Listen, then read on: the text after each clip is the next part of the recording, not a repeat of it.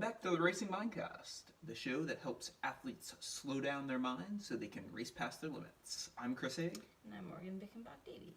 And welcome to our spooktacular episode today. Is that why you're wearing the orange shirt? Yes, this is why I'm wearing the orange and black. A, because it's my favorite shirt, and if you're a former student of mine, you will recognize this shirt. It is disintegrating on me as we speak, but I refuse to throw it out because I hate throwing out old clothes. If they're still wearable. That's why I'm wearing the vest, because it covers up the holes that are in the shirt. Yeah. If you were listening to our audio of this, congratulations for subscribing on iTunes. Please subscribe if you haven't.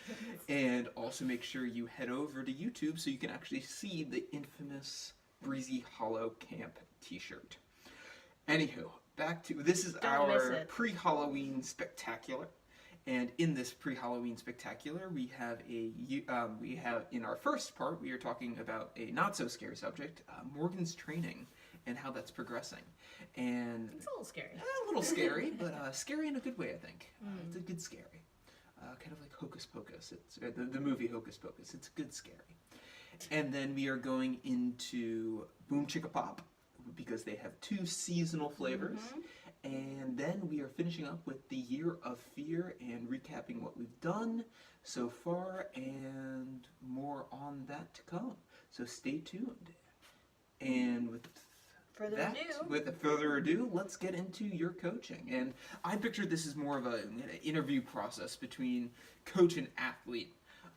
And spoiler alert, he's my coach. Yes, and I guess the first thing that we should get out of the way is how do we make this work as both husband and wife, coach and athlete? Yeah. Because I know a lot of athletes have sunk themselves by dating their coach. Well, we skipped that part. We got married first, and yes, then you coached. Yes. So I think that might be part of the solution. But it's an interesting dynamic, and yeah, I think the best thing the way I do it is I have a coaching hat and I have a husband hat. It's like PG roleplay.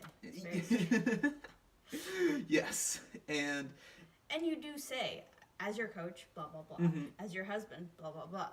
So you do like actively put yourself into a position of like signposting to me what you're saying and as who. Mm-hmm. Who, whatever. And for me, it's the risking of blurring the lines between subjective and objective when I'm prescribing you workouts and when I'm commenting on your workouts. Because there's the emotional, because I care about you, I worry about you.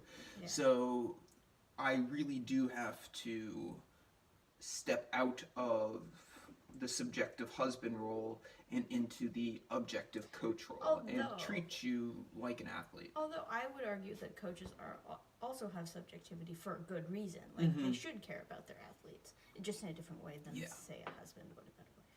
And I would hope.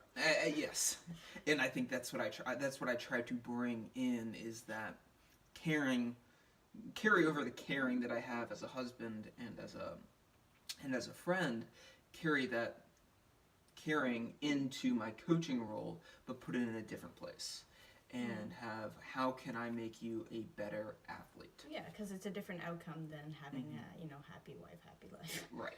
Yeah, it's a happy athlete, happy coach kind of a thing rather than I'm trying to, appease my wife or not push her too hard because I don't want her to get pissed at me. It's more not pushing you too hard because I don't want you to get injured as an athlete.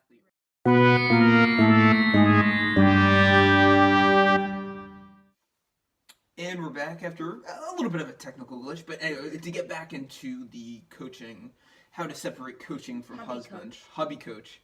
It really is figuring out and treating you like an athlete, and being able to take the hat off literally and figuratively and switch between roles, which can be tough. For both. Differently, because I have to remember that the words coming out of my husband's mouth are not husband words, they're coach words, and then switch back. And for you have to like switch personalities for different times of day or different situations. So it takes practice, I think, because like what are we, 3 months, 4 months in? 3 months, 3 and a bit. Yes. So it's still early-ish days. So I think it'll kind of develop as you know the months go by, just in terms of how we find our groove and stuff. Because so far, I think it's been doing pretty well. I agree. All the metrics. I meant in terms of the personal dynamic. Yes. Like that, there hasn't been a kind of a confusion or a conflict between husband and coach, wife and athlete thing. I also think it helps that you're not a professional yet. You're not bringing home the tofurkey based off your race results. No. And there's no monetary pressure. Yes, there's no monetary. It also helps that you have different goals than I do, and because you have different goals and you're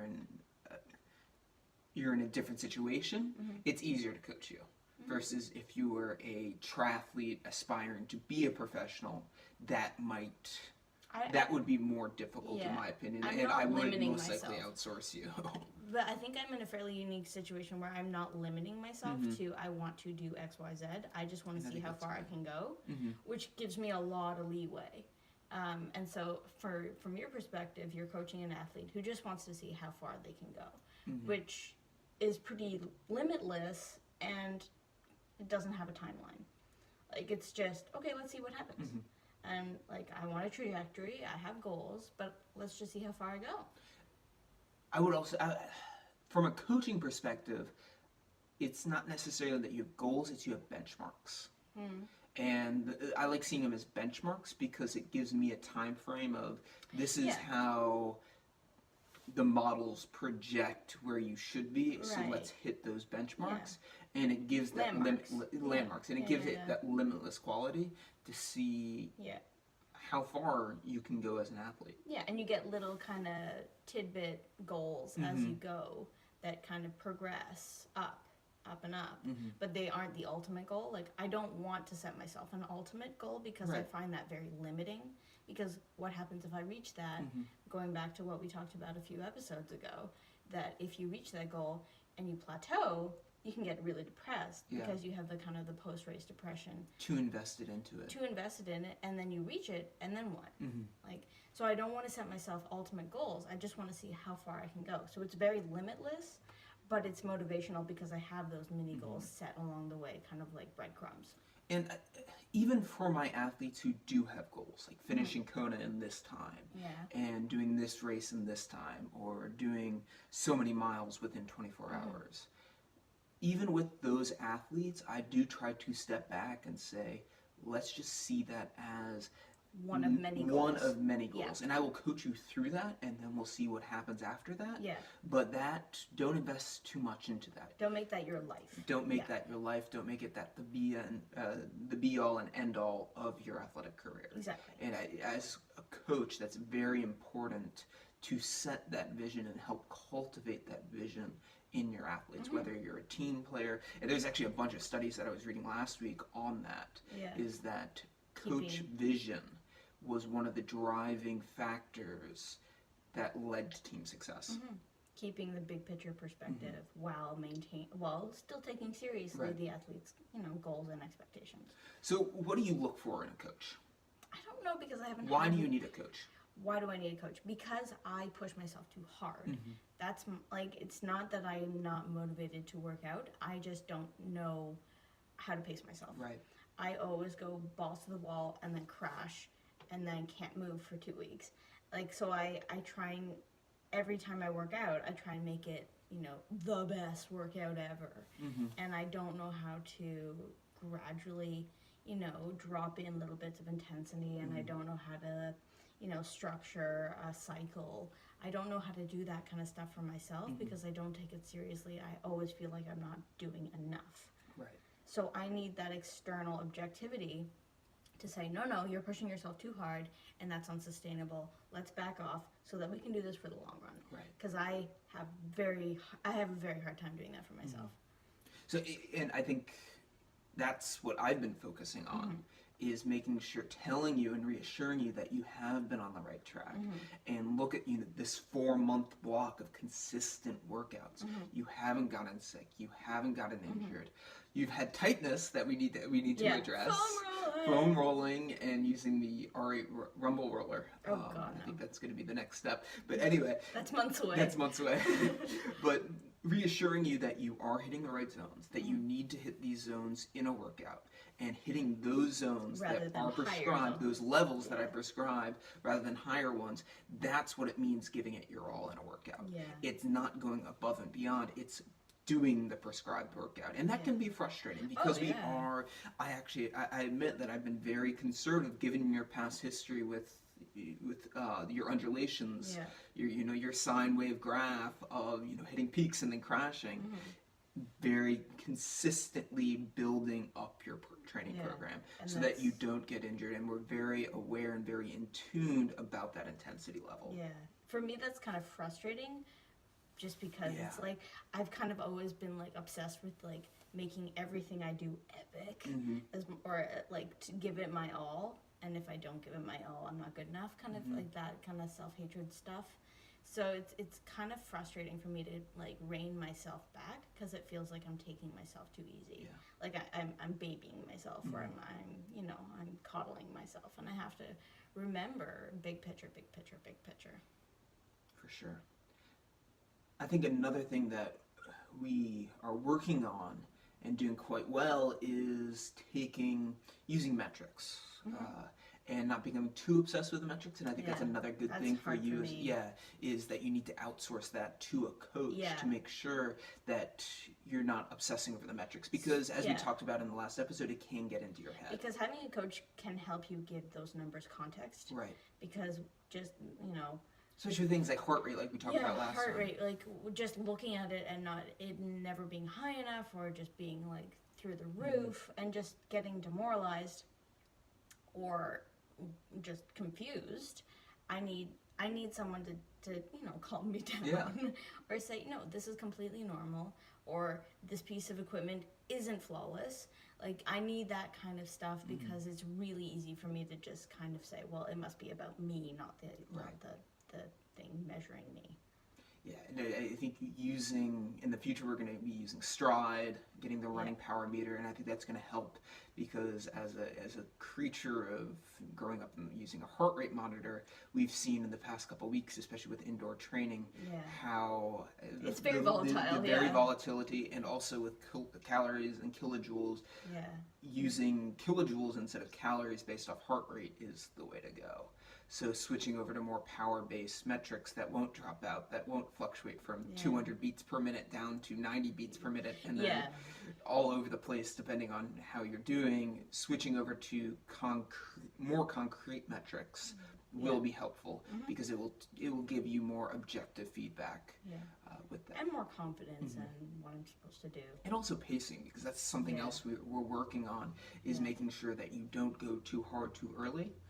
And pacing yourself, because we were talking about actually this over the weekend, is when I give an RPE value, because we were talking about how that trumps heart rate, and we talked about that in the last episode. Giving you an RPE value right now, it's hard, and it's hard for you to listen to your body, and that's something that we're working on. We're trying to cultivate but having a number to associate with that RPE, that I think will help you become more in tune with your body. I can't do that right now because the number that I'm associating it with isn't dependable right now with my heart rate monitor going from 0 to 100 and then back. So eventually associating my RPEs with certain numbers will be really good, because my internal gauge of my perceived effort is way off. It never feels like I'm doing enough. So that's just something I have to work on. So having something external that I can reference to perceived effort will be really helpful, I think. And we'll gamify that too. That's going to be fun. Last point is, as far as goal settings, to loop back to where we started, it's tempted to, and I see this in athletes a lot, is when you have aspirations, big aspirations, and those aspirations are fairly big and can be intimidating. As an athlete, do you find having big aspirations like walking the AT or hiking the AT or doing an epic 200-mile race, do you find that where you are currently, how do you deal with, and I can have input as a coach here, how do you deal with putting those into context and saying, I'm on the right track, I'm following the right progression? Well, part of it is faith, because at the end of the day, it's kind of hard to envision your future self because all you know is your present self. Good point. I think a lot of it has to do with faith in your training, faith in your coach if you have one. Because just because you've never done something before doesn't mean you can't do it, but that's still hard to remember, in the dark days. So I think a lot of it has to just be with consistency, confidence in your team or your network of people who are supporting you, and also just keep putting one foot in front of the other, because that's just like the alternative is stopping, and that that's never going to get you anywhere. Good point. I think that's a good place to end on. We will keep you all updated on Morgan's training with tips and tricks and everything in between in future episodes.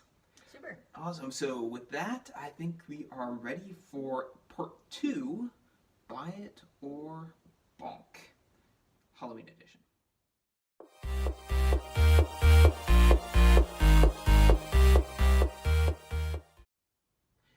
And welcome back to the Racing Mindcast with part 2, my favorite part, and I'm sure your favorite part, Buy It or Bonk. All right. What do we have on tap today? Well, since it's Halloween, we found, and they're not exactly sports nutrition, but stop it. So we found 2, I guess, seasonal flavors of Boomchickapop. You've probably seen them around grocery stores. It's just the flavored popcorn and, the hundreds of flavors. So we have pumpkin spice, because pumpkin spice, 'tis the season. Oh my god. And candy corn, which I don't think I've ever had candy corn, so I won't have any frame of reference. I wonder how they're going to, and excuse the lawnmower in the background there. I wonder how candy corn. It tastes like sugar. Like, it's going to be interesting to see. It's more about texture, isn't it? Okay. It's more about texture, I think. So that's going to be interesting. I don't have the macros with me, but I will flash them on the screen. I do know you should be popping up right around here. Right about now. And I do know that both of them are 260 calories for 50 grams. We don't have nearly that amount, but let's do pumpkin spice Let's do pumpkin spice first. Get that out of the way. We should, because we have the IMO powder. We should do a candy corn homemade Quest bar. So it has like a drizzle on it of something. It smells like popcorn more than anything else. It smells like a little bit. I smell something. But it's not pumpkin spice. No, it smells more like butter. It's a little on the stale side. Well, yeah, after it's been drizzled with all God's knows of what. Very mild. How much PSL you get, or pumpkin spice that you get, varies from kernel to kernel. Yeah. But that, I think, is to be expected. More than anything, though, I taste like fake butter. Yeah. With a hint of pumpkin spiciness, sorta. The problem with this pre-baked popcorn, or pre-popped popcorn, is that it gets really stale, and this falls into that trap. So it's all about the drizzle and the coating. And if you don't mind stale popcorn, then it's okay. What'd you give it, rate-wise? I'm not overly impressed. All right, I can't compare it to. I can't compare it to bars. This is something else. Yeah. I would say I'm not terribly impressed. I'm going to give it a 5. Out of 10? 5 out of 10. Yeah, I'd probably get a 5. And when I say 5, buy it if you're curious. Yeah, it's a novelty. But don't buy it again. It's a novelty. I wouldn't buy it more than once a year. All right. So this is candy corn, and it has orange. It smells like candy corn. Jesus. It smells like They nailed that smell. It smells like sugar. Yeah, but they nailed that candy corn smell. And it has like an orange and yellow drizzle on it. Pop it up here. That is a giant chunk you got there. Yeah. Ooh, yeah. It just tastes like icing to me. I was going to say the exact same thing. It tastes like icing, like sugar cookie icing. Yeah. They melted But that's the candy corn flavor. I have no idea. It's still stale. It tastes like sugar. It's got more flavor than the pumpkin spice. It's got more drizzle, for sure. Good for the novelty. I'm going to give it a 5.5 this time. Yeah. But it's still got that stale popcorn. I think you're better off mixing in candy corn into popcorn. You're better off with candy corn. Yeah, you're better off with mixing in regular candy corn into your It's very hully, too. Mm-hmm. Like,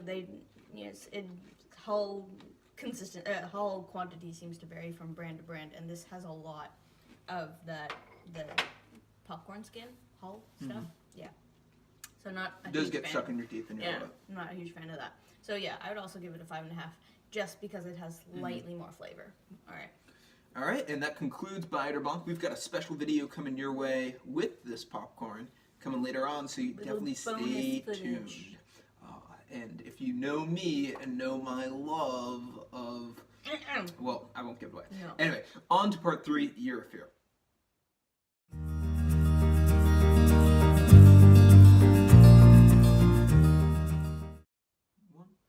And we're back with part 3 of the Racing Mindcast, the Year of Fear. So just a little recap. What have you done this past week? I meditated for a week. How did that go? I stuck with 5 minutes a day, just to keep it simple. Mostly either walking meditations or just sitting and trying to count my breath. It was hard. It was really, really hard.